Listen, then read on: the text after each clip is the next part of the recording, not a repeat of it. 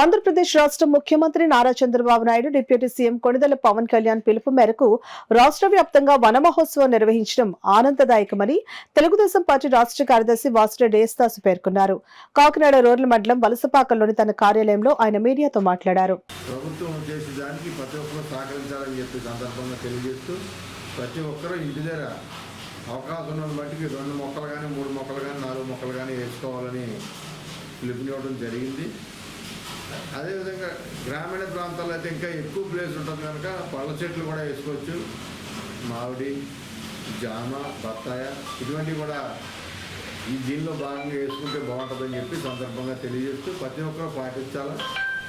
ఈ పచ్చదనం పరిశుభ్రత అనేది ఎప్పుడో తెలుగుదేశం పార్టీ జన్మభూమి కార్యక్రమంలో పెట్టింది.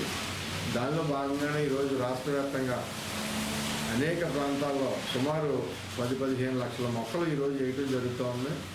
ప్రతి ఒక్కరు నిరంతరం చేయవలసిన బాధ్యత అని చెప్పి సందర్భంగా తెలియజేస్తారు.